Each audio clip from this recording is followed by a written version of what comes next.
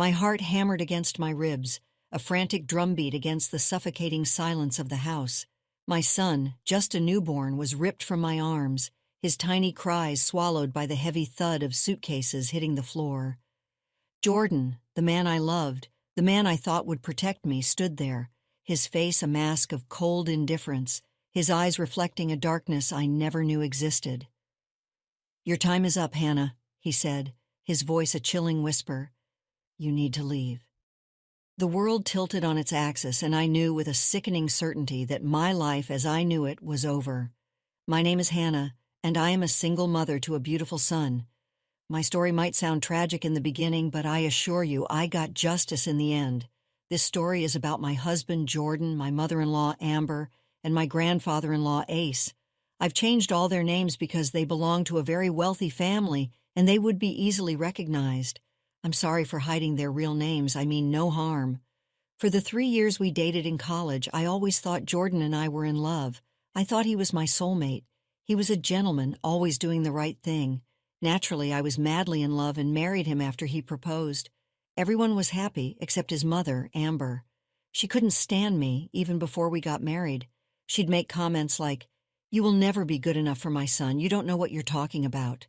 "Amber, Jordan loves me, and that's why he's marrying me," I'd retort. "Oh, please, don't try to tell me what he's doing. I know my son well. He will never be happy with a low-class girl like you. He hates cheap things, and you are one of them. Your marriage won't last, I know it. Believe me, I will celebrate when he divorces you." I knew Amber had a problem with me because I wasn't super rich like them. Speaking of them, let me tell you, only Amber's father, Ace, was rich. He was the family patriarch and paid for everyone to have good lives. No one else had much of their own. Jordan worked, but his salary wasn't enough for him to live a luxurious life. It was Ace's extra allowance that let him live like a king. I came from a struggling family and only made it big because I worked hard to get a good job. I wasn't a gold digger, though. I preferred a simple lifestyle even when Jordan and Amber tried to make me live like them. It simply wasn't me. I should have known that our differences would lead to our marriage ending one day. I was just stupid not to realize it. I believed that my husband loved me and he would make me a happy woman after living a life full of struggles. Jordan's care got to me. He did his best to make sure I had a good life and even went out of his way to keep me happy. Ace was also an amazing grandfather to me and made me call him Grandpa. He was fond of me from the very first day he met me, so Amber's hatred of me never caused trouble in our marriage. Ace and Jordan were always there to stand up for me. Guys, I didn't know how horrible things would turn out for me. Jordan pushed for me to have a child because he wanted to have a big family. I wanted him to be happy, so I agreed. I even quit my job at his insistence because he wanted me to stay and take care of our child. Initially, I was hesitant, but the moment I found out I was pregnant, I wanted to do the best for my son. I must say that my son is the best thing that came out of my marriage. I still remember how happy I was when I held him in my arms. I was so excited to take him home and start our new life together. But I didn't know that life would change for the worse the moment I stepped through the doors of my house. My son was taken away from me by Amber. I was just out of the hospital and not doing very well, so this sudden turn of events confused me. I was just going to ask what was going on when I saw Jordan taking 3 suitcases from his staff and throwing them at me. They hurt because they were packed. I was so confused and said, "What is going on? What are you doing?" "What do you think we're doing, Hannah? Your time is up. You need to leave the house," Jordan said coldly. "Wait, what? What are you talking about, Jordan? What is going on?" I asked, my voice trembling. "We're kicking you out, and I'll be divorcing you very soon. That's what's going on, Hannah. Did you expect me to put you on a pedestal and worship you for the rest of my life?" Jordan sneered. "What are you saying, Jordan? Why are you being so cruel? What's happening? Why are you doing this?" I cried, my voice breaking. "You have served your purpose. We don't need you anymore, so you need to take your trash and get out," Jordan said, his voice dripping with venom. "You have to be kidding me right now, Amber. You can't do this to me," I pleaded, turning to Amber, who held my son. "Didn't you hear my mother, Hannah? You've already given birth to my baby so that I can have an heir. I don't have any use for you anymore. I will be divorcing you the first chance I get," Jordan said, his eyes cold and emotionless. I felt like I was in a horror movie. My husband was being so cold towards me that I hardly recognized the man anymore. I was shaking with anxiety and crying due to what my husband and mother-in-law said. My hormones were still all over the place. I didn't know what to say or do, so all I could do was cry and look in horror as my mother-in-law said, "Now I have had the housekeeper pack your clothes so that you won't spoil the house anymore with your unwanted presence. My sweet little grandson will grow up with the best care and soon forget about his cheap mother, too." "That is impossible. I will never leave my son behind. You want me out of your lives. I will go away. I don't want to be somewhere where I'm not even loved," I said, my voice choked with tears. "By all means, Hannah, go ahead and leave," Amber said, her voice dripping with sarcasm. "Who said we want you to stay? We're telling you to leave, not that you have an option," Jordan added, his voice laced with malice. My heart was still a mess from Jordan's betrayal. I knew that Amber never liked me much. I also found it a red flag that she had started to show interest in me after I got pregnant. What I simply couldn't understand was why my husband was acting this way. I had a hard time wrapping my head around the idea that my husband didn't love me. With tears in my eyes, I looked at Jordan and said, "How can you be so cold to me, Jordan? Don't you feel nothing in kicking the mother of your child out of your house? My child won't even need a mother anymore, like Mom said. We have plenty of staff around the house who will help my son grow up to be like you, Jordan. Do you want to take our son away from me? Do you think our son will have a great life being away from his mom? Our son needs his mom, Jordan." Jordan simply laughed at me like I had just told him a joke. My heart was already breaking in my chest, and I stood there frozen. The man who I thought was the love of my life was slowly getting lost. He was being replaced by an absolute monster who cared nothing about me or our child. I couldn't believe what I was seeing and hearing. When Jordan stopped laughing, he said, "What makes you think my son needs you? He's just a newborn who doesn't even know his mom. We can get plenty of wet nurses and nannies who will make sure my son grows up well. My son is right. My grandson won't need anything. You are the last person who is fit to raise him anyway. You are a low-class woman who doesn't even know how to dress yourself properly.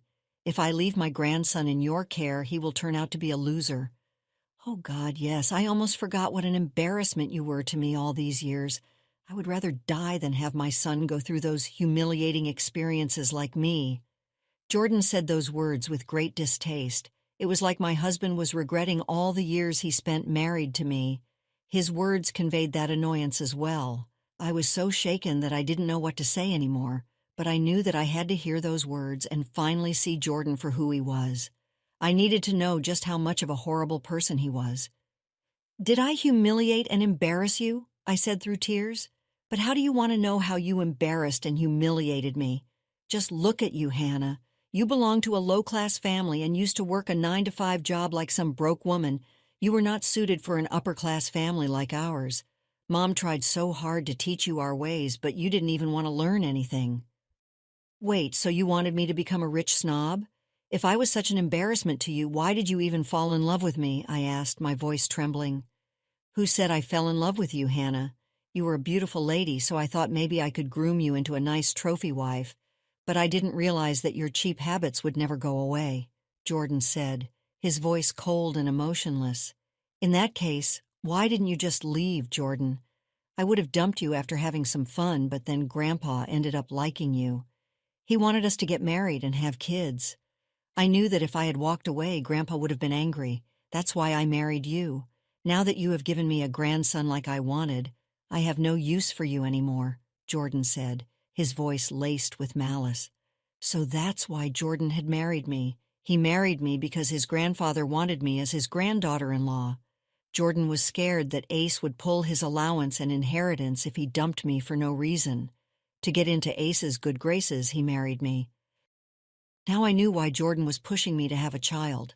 All he wanted out of me was an heir so that Ace would leave him his fortune. I stupidly gave in, and now I am suffering the consequences. This was all part of Jordan and Amber's twisted plans. Jordan never loved me and had only wanted to use me for fun. The man I married was not my soulmate. He was a predator. I felt disgusted just looking at him. So that's what this was all about. You just wanted your grandfather's fortune and did all this for that? You destroyed my life just to get on Ace's good side, I said, my voice trembling with anger. "Who cares about your life, Hannah? As far as we're concerned, you have no relationship with us anymore," Amber said, her voice cold and emotionless. "I'm still the mother of your grandson and am married to your son, Amber." "You can't end relationships in one day," I said, my voice rising with anger. "We're already working on that, Hannah. You don't have to worry about it. Our best lawyers are working on your divorce and the termination of your rights to my grandson," Amber said, her voice dripping with malice. "I will never let that happen, Amber. I don't care if Jordan divorces me because all my love for him is already gone. I won't be with someone who doesn't love me. But if you think I will give up my child, you two are dead wrong," I said, my voice filled with determination. "What can you do, Hannah? We'll get the best lawyers and trap you very nicely. Don't worry, I'll even offer you some good money to get lost.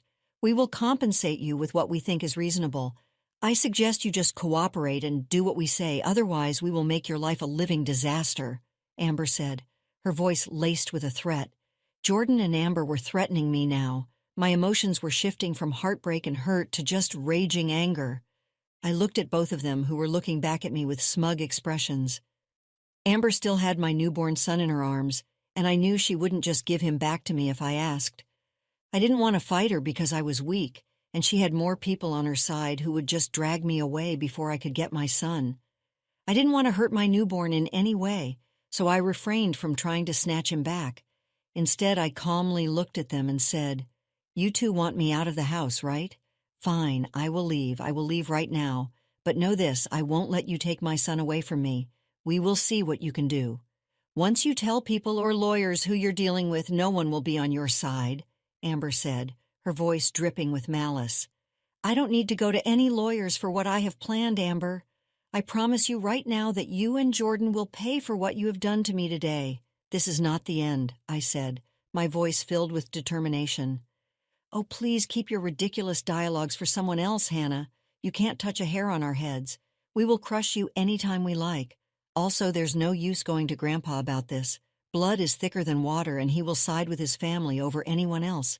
He always has," Amber said, her voice laced with arrogance. I didn't even bother to grace them with a reply. They simply didn't deserve one from me. I wasn't going to stand there and waste my time while Amber and Jordan made fun of me and threatened me. I don't threaten people, and it just wasn't in me to shout and yell at them. I was mentally and physically exhausted and worried about my child. I needed to preserve my energy to get back at them later, so I quietly collected my bags and left the house. Amber and Jordan followed me to make sure I had left for real. They didn't need to worry because I had no interest in staying around for their insults. My skin was already crawling with what they said, so I simply called in an Uber and left. From the window, I could see Jordan and Amber hugging each other and giggling like it was the best day of their lives. They did get what they wanted. They had an heir and also got rid of me like they had planned. However, what they didn't know was that I wasn't going to leave so easily. I wasn't giving up my son, and I wanted to teach them a lesson. They weren't wrong about some things, though. Jordan came from a wealthy family, which meant he had a lot of great lawyers. They would mess with my life and somehow might be able to take away my child. Meanwhile, I don't even work anymore and don't have much money at my disposal, so my chances of getting a good lawyer and winning against them are slim to none. I knew that I needed someone's help if I wanted to come out on top, and Ace was my only option. I went straight to Ace's house with my stuff, and his staff let me in. I was a little nervous about approaching him because Jordan's words were ringing in my head, too. It was true that Ace placed a lot of importance on family and would always put his family above anyone else. There was this small fear at the back of my mind that Ace would turn me away in favor of his family. After all, I'm a nobody, like Amber and Jordan had said. Still, I considered Ace a fair man and hoped that he would do the right thing, and I wasn't wrong. Ace came to the living room and seemed surprised once he spotted me there. "I thought my staff was joking with me when they said you showed up here with suitcases.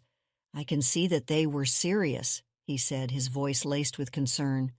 "Well, they certainly weren't joking. I'm here, Grandpa. What is going on?" I said, my voice trembling. "Hannah, have you been crying? Your eyes look puffy and you don't look well," Ace said, his voice filled with concern. "They kicked me out of the house, Grandpa, and they also took my son and told me to get out of their lives," I said, my voice cracking. "What? Who did this? Tell me everything right now, Hannah," Ace said, his voice filled with anger. Ace looked angry when I told him that I was kicked out. When he asked for details, I broke down crying and told him everything. After acting all strong and composed in front of Jordan and Amber, I just couldn't do it anymore. My life was falling apart right in front of my eyes, and everything I knew about my marriage was a lie. No matter what, I did love Jordan with all my heart, and what he did broke me from the inside. So I sat on Ace's couch, cried my heart out, and told him everything. He looked concerned when I was crying, but once I told him everything, he was as mad as I was. I calmed down a little and said, "I came here because I didn't know where to go, Grandpa. You have always been nice to me, and I knew you would at least give me temporary shelter. You did the right thing by coming here, Hannah. You can stay here as long as you want. This is not a temporary shelter for you. This is also one of your homes," Ace said, his voice filled with warmth. "I don't think I have a home anymore, Grandpa. I don't even care about it. I just want my son back. I can't be without him.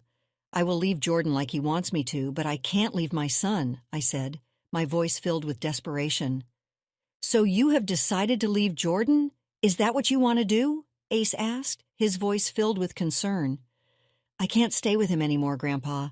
He showed me his true colors, and I know he is not the man I love. Our entire marriage was a lie. I think I have lost all the love I had for him," I said, my voice filled with sadness. "My grandson has messed up big time, Hannah. I don't know how to apologize to you for this. What he and my daughter have done is not okay," Ace said, his voice filled with regret. "I too think it would be better for you to leave him," Ace said, his voice filled with conviction. "I am willing to do that, Ace, but Jordan and Amber want me to terminate my rights to my kid. I don't want that, Ace. Please don't ask me to do that," I said, my voice filled with fear. I was really scared that Ace would also side with them on this matter. He didn't push me to stay with Jordan, which I was grateful for, but that wouldn't mean he would allow me to take his great-grandson and move away. I didn't think he would like that at all, so there was a possibility he would take their side in this matter. But what Ace said next absolutely surprised me. "I will never ask you to give up my great-grandson, Hannah. You are his mother, and he needs you in his life. What he doesn't need is an evil father and grandmother like Jordan and Amber," Ace said, his voice filled with anger. "Oh God, the things they have told you and what they have done to you are horrible." "I don't know what to do, Grandpa. They said that they would get the best lawyers to defend themselves and pressure me into giving up my rights. They even took away my child the moment I came back to the house," I said, my voice breaking. "My dear Hannah, you don't have to worry about anything. I'm here for you and my grandson. I will never separate a mother from her son. Jordan and Amber will pay for what they have done," Ace said, his voice filled with determination. "You'll take my side over them, Grandpa. They're your family, and like they said, blood is thicker than water. You always put your family above everyone else. That's what I liked about you," I said, my voice filled with confusion. "That's some nonsense, Hannah. If Jordan and Amber are my family, you and my grandson are too. Why do you think I gave you the mission to call me Grandpa over my name? It's because you are family to me at the end of the day. I won't tolerate anyone being so cruel and vile, even if they are my own family." "So Amber and Jordan are going down, no matter what," Ace said, his voice filled with unwavering conviction. Ace's kindness brought tears to my eyes, but in a good way. I was really lucky to call Ace my grandpa. He filled that little hole in my chest that was there because I never met my grandparents. I will always be grateful to Ace for what he did for me. He was super mad and told me that he would make sure I got justice. He quickly called his staff and made a few phone calls here and there. All this while, Ace's housekeeper was with me, giving me food and making sure I was all right. Even an unknown woman was showing me more compassion than my husband and mother-in-law. I hated myself for falling in love with a man like that. After a while, Ace came back to the living room and told me to come with him. When I got into the car, he told me what he had planned for Jordan and Amber. His plan was glorious, and I felt a little bad for what was about to come for them. Jordan and Amber's lives were about to blow up for the worst. They were going to pay. Ace and I were going over to the house to do just that. I walked up to the house and the staff let me in because Ace was with me. Jordan and Amber came stomping down the stairs to see why I was there. However, they started to shake when they saw that I had walked in with Ace. It was probably because Ace was sporting a very angry face. That was enough to scare the life out of someone. Jordan and Amber nervously came down the stairs, but now with a fake pleasant expression on their faces. It was a total failure because their nervousness was shining through anyway. They said, "Hi, Dad. What are you doing here? You should have called. We would have prepared lunch for you." "Do I look like I'm here for lunch, Amber? Why on earth did you kick out your daughter-in-law? And what am I hearing about taking away my great-grandson from her?" There was also something mentioned about a divorce. "Care to explain that, Jordan?" Ace said, his voice filled with anger. "I don't know what you're talking about, Grandpa. Hannah left of her own accord. She said that she doesn't want to be a mom or wife anymore." "We didn't do anything," Jordan said, his voice trembling. "That's right, Dad. Hannah walked away on her own and now she's spreading lies about us." "I always knew she wasn't a good fit for the family, and now you know what kind of a horrible woman she is," Amber said, her voice laced with malice. "So that's how they had planned to twist the narrative to make me the villain. I was so shocked that they came up with such a horrible plan." For a minute again, I thought that Ace would believe them. I think even Jordan and Amber thought that Ace would believe them, but they were left flabbergasted by what happened next. "Do you think I don't know what goes on in this house? Do you think you can manipulate me with lies?" "Dad, we're not lying to you," Jordan said, his voice trembling. "Shut up right now. I don't want any filthy lies coming out of your mouth. Have you forgotten the fact that this house is in my name? The staff here are on my salary, so they tell me everything that happens around here," Ace said, his voice filled with anger. You know everything," Jordan said, his voice filled with fear. "Yes, I know everything that you two have tried to do. Did you think I would let you two off the hook so easily after you manipulated me and Hannah?" Ace said, his voice filled with anger. "I can't believe this, Grandpa. Please, you have to understand. I don't love Hannah. I only married her to make you happy," Jordan said, his voice filled with desperation. "Oh, don't worry. I know all about how you had planned to use and discard Hannah, but only married her because you didn't want to risk losing your inheritance. Do you think that was a noble thing to do, Jordan? Is that the values I taught you?" "Perhaps it was your good-for-nothing mother who made you this way," Ace said, his voice filled with disgust. "Dad, I didn't. I would never," Amber said, her voice trembling. "Shut up, Amber. Did I permit you to talk?" Ace said, his voice filled with anger. Amber and Jordan were now seriously scared while Ace was still very, very angry. I was having a good time watching them being scolded by Ace. It was glorious to watch, but I knew it was just the start of the show. Ace continued to berate Jordan and Amber for a good hour, to the extent that they were reduced to tears. He reminded them that they were both under his mercy because they lived on his money. When he was done, Jordan was literally on his knees begging for forgiveness, while Amber was crying like a child. "I'm so sorry, Grandpa.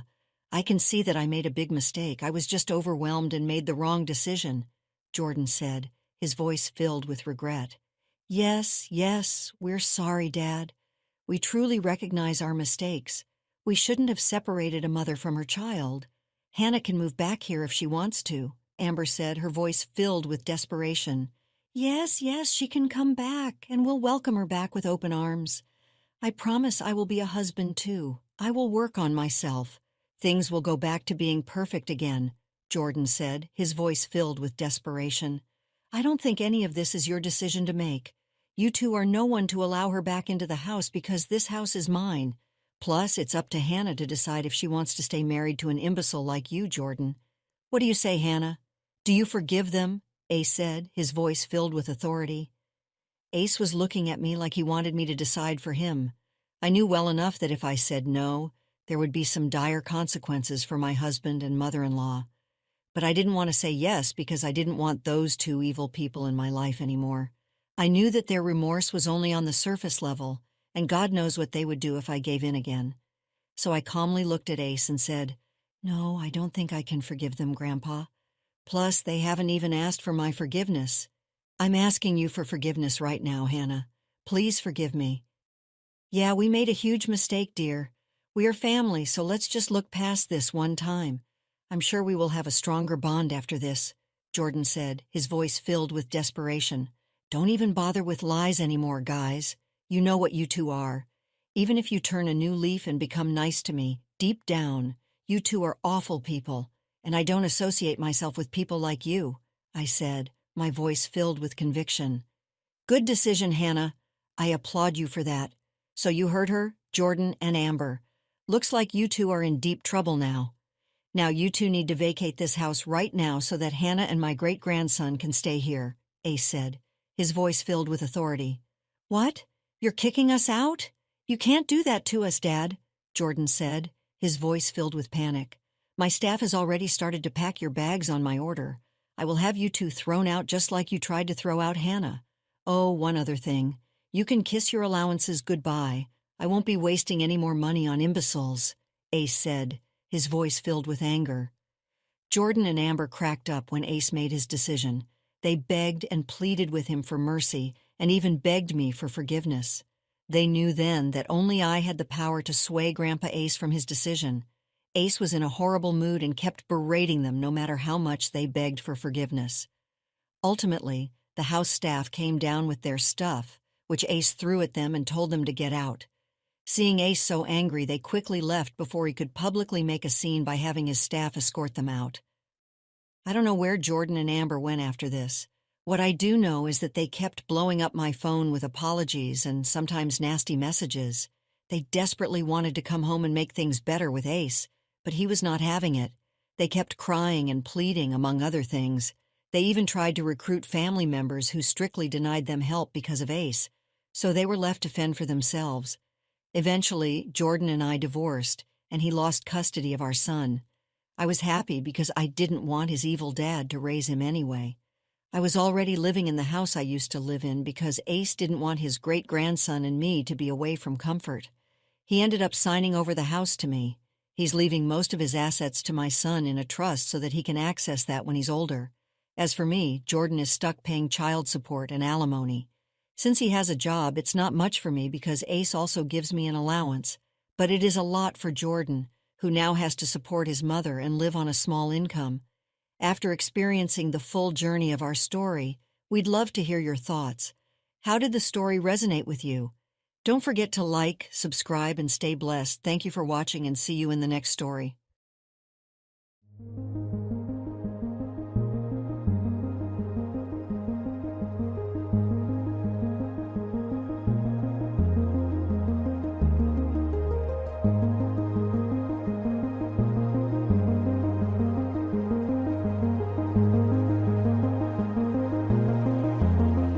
All right, everyone's presentations are done. Nick, the manager, said as he tried to move the discussion forward. Excuse me, I haven't. I recently found out something. Nick interrupted me and began to speak. There's apparently someone in this department who didn't graduate high school and is just a part-timer. Meetings should be for employees only. Absolutely right. His lackey, Mike, of course, agreed with Nick. I'm leaving. After leaving the meeting room, I started to shut down my computer. I noticed that an email had arrived, not in my personal inbox, but in the company's shared email. Thinking, there's no point in speaking up, no one will listen, I went home quietly. The next day, I heard a commotion from Nick's desk. He was staring at his computer screen, his face pale. Nick? Is something wrong? Mike looked at the screen with him. And he turned even paler than Nick. Why is he so angry? Knowing the reason for Mike's distress, I thought to myself, serves them right. My name is Adam. My mother passed away when I was in the 9th grade, and I was raised by my father. Well, you could hardly call it being raised. After my mother passed, my father changed. He drowned his sorrows in alcohol, and though he still went to work, he squandered our living expenses on horse racing. Because of that, I had to start working part-time as soon as I entered high school. Every month, I went to the convenience store with bills in hand that couldn't be auto-deducted from my father's account.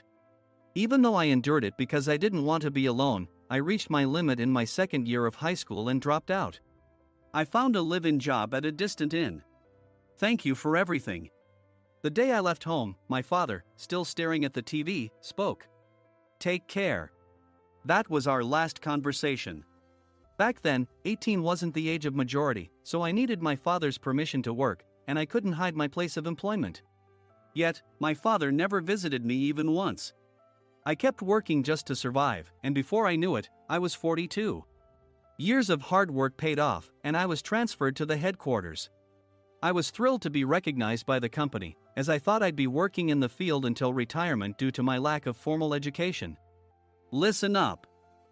Our work can change the future of our employees. Don't drag us down. On my first day after the transfer, Nick, dressed in an expensive suit, spoke sternly.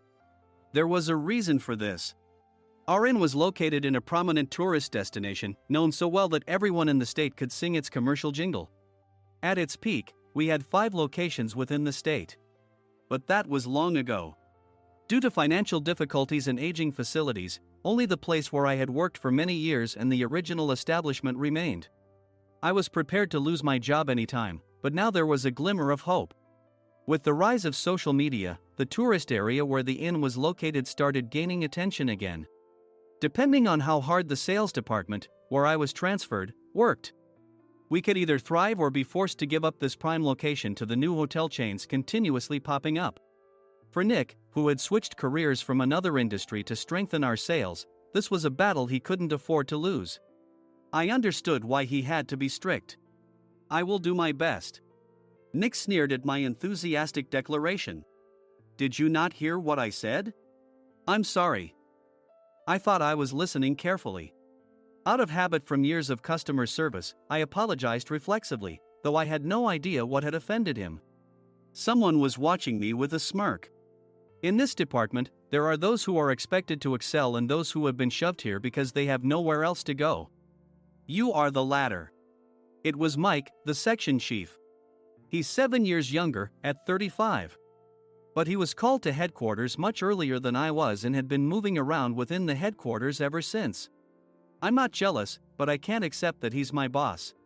Graduating from a prestigious university, he has an unusually high pride and caused many problems as a newbie, making things very difficult for me when I was the front desk leader. When I found out Mike was transferred to the sales department a month before me, I was disheartened.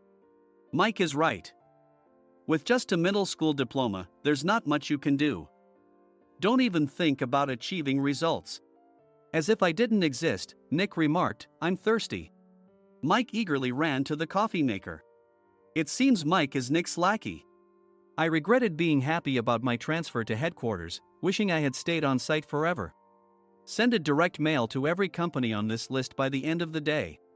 Nick only assigned me tasks that even a new graduate could handle. What? There are over 1,000 companies. You want me to send to all of them by today? Yes, if you and your fellow misfits split the work, even those with nowhere else to go should finish by today. I glanced at the employees typing away expressionlessly. They were worn out from customer service, only thinking about leaving on time, or were women reassigned after having children, with zero motivation for work.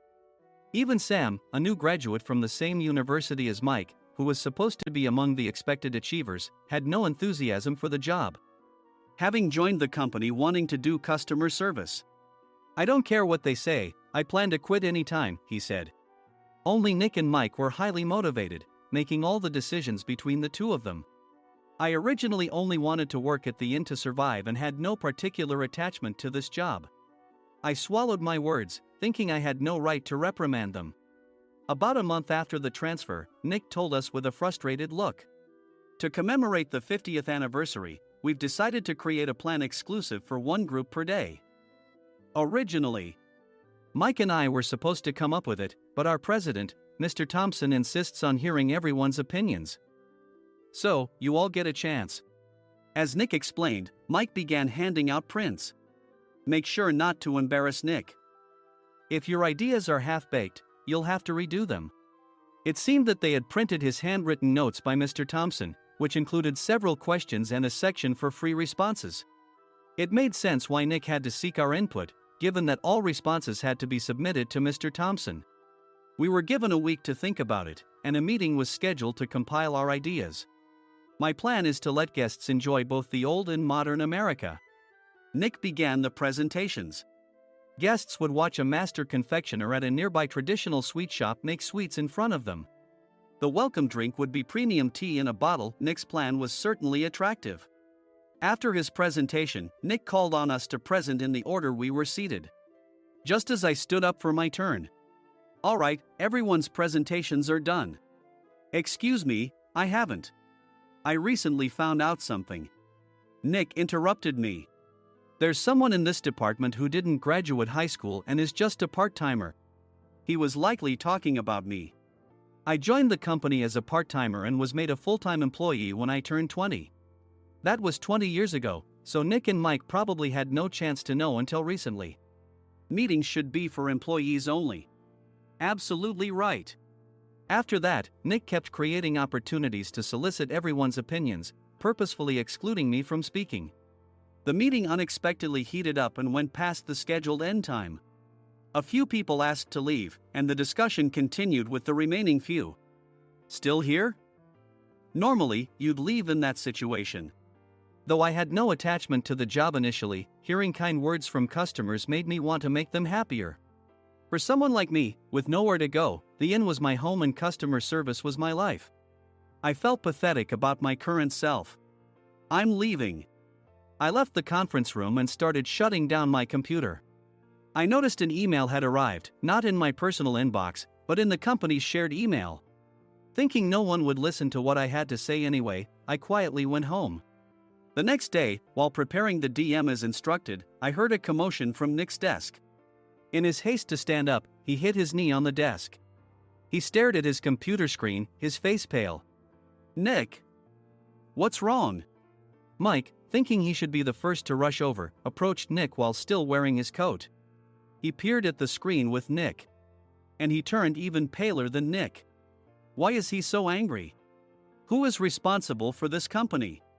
Nick, more irritated than ever, asked, and Mike answered without checking. Probably Sam. Sam wasn't there because he was attending a morning training session for new hires. Nick gave up on getting angry and returned his gaze to the screen. They were looking at an email that arrived right after the end of the working day yesterday.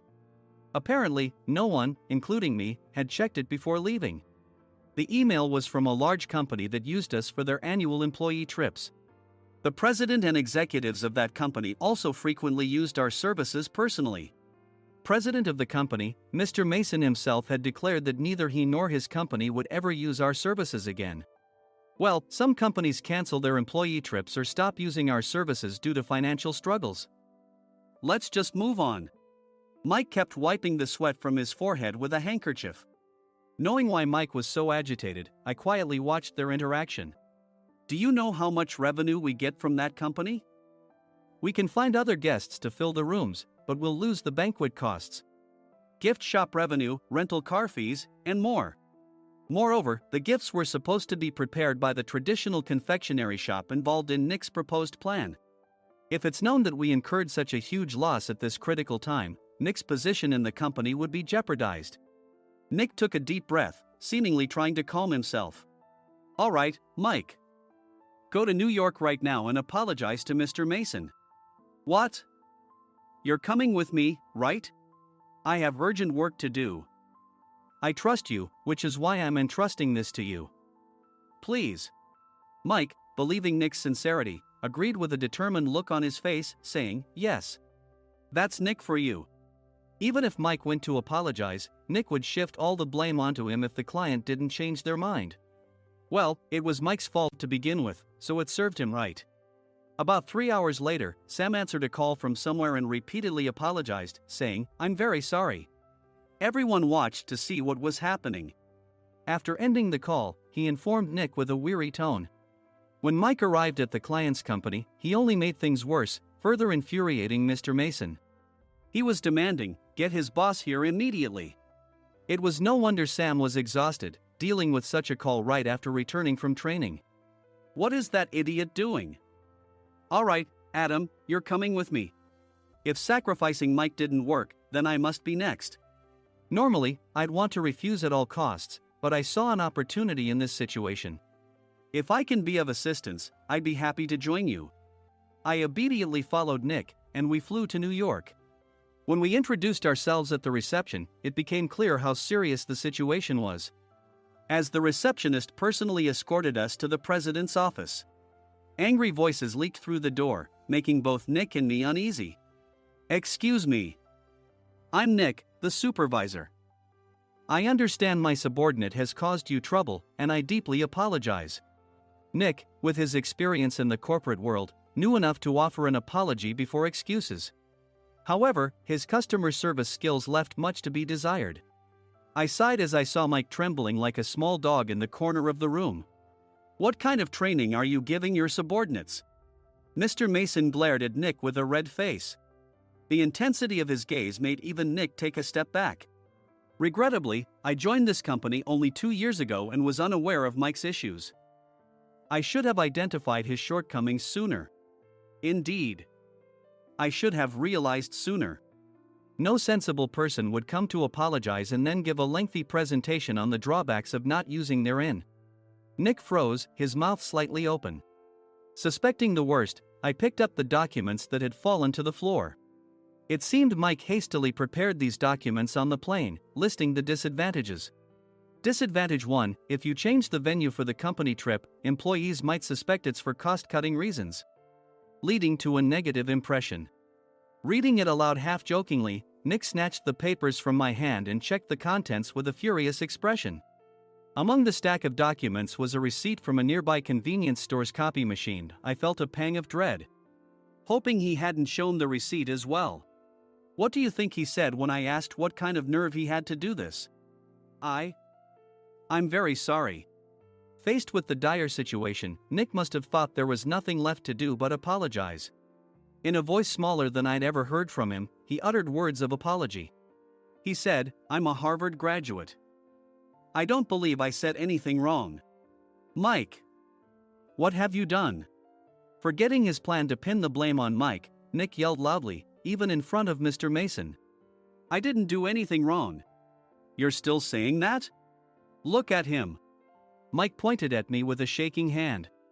"I was assigned to headquarters in my 20s and now I'm a section chief. This guy only made it to headquarters at 42. Everything I've done proves I was right.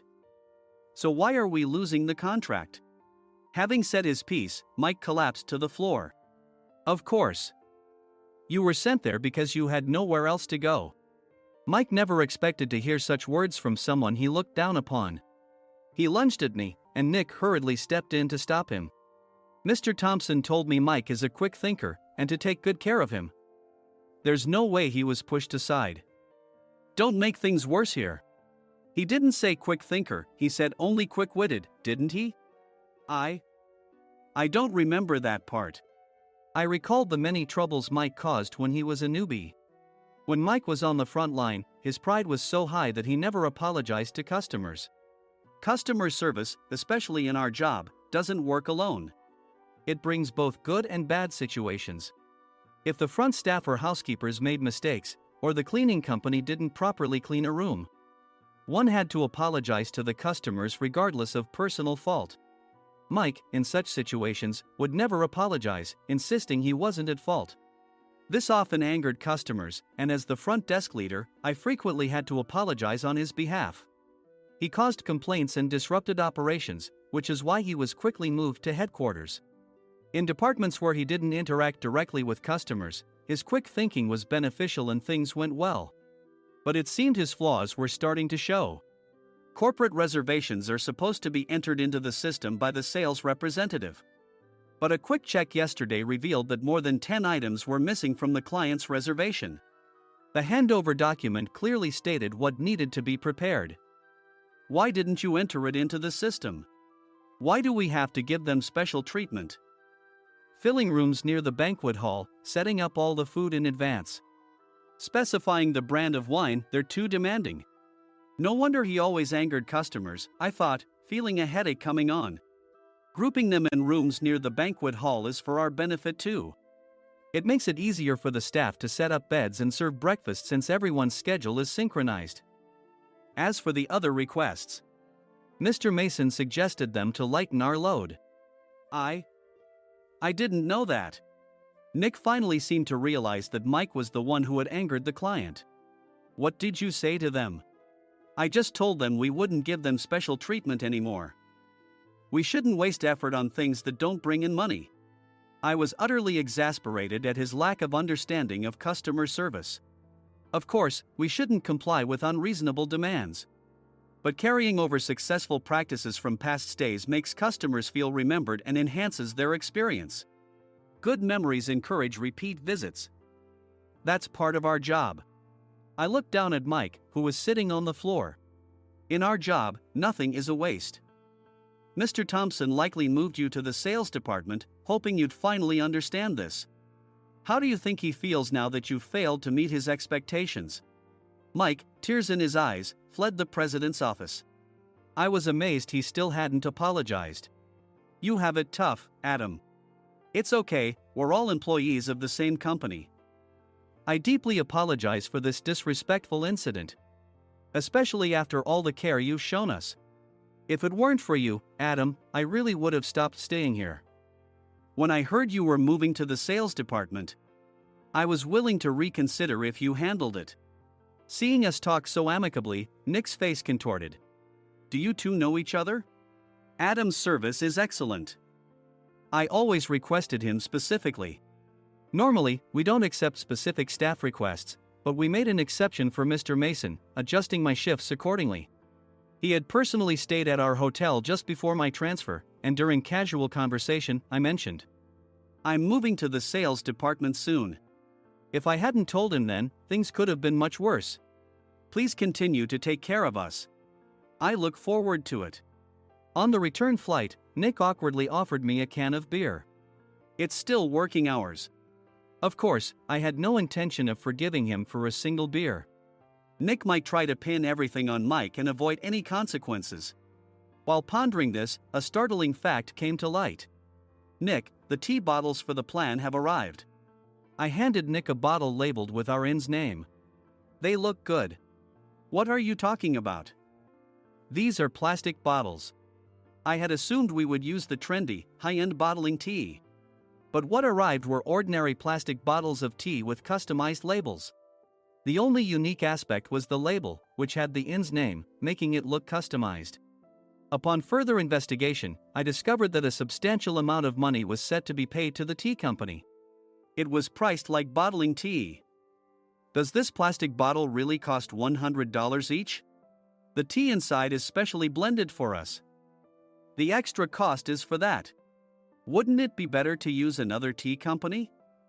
Or is there a specific reason we must use this one? As Nick continued to make excuses, I showed him a printed email. I informed the tea company's president, Mr. Mitchell, that we discovered irregular payments and he confessed. He said you two were high school classmates and planned to split the extra money. That idiot. Why did he confess? That's not important. You should worry about yourself, this could turn into a police matter. Opening the bottle cap, I suggested. How about calming down with this tea?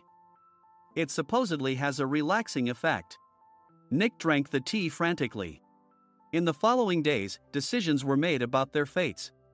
Mike was reassigned to the General Affairs Department, with no chance of transfer or promotion, as per Mr. Thompson's orders. As for Nick, since the payment to the tea company hadn't yet been made, he narrowly avoided legal trouble. Instead, he was encouraged to leave the company, and to avoid further complications, Nick submitted his resignation. Rumor has it that connections between HR departments have made it difficult for him to find new employment. Even though it was good to have those two gone, something unexpected happened in the sales department. Everyone became motivated and united in refining the 50th anniversary plan. In the end, my plan was adopted. We collaborated with the Tourist Information Center to provide personalized guides. The plan, tailored to the number of guests, was truly special for the 50th anniversary. Hey, is Adam's family coming to stay? I immediately booked that special plan for my family. Sam noticed it on the reservation list and quickly picked up on it. Yes, I'm inviting my father. That's great.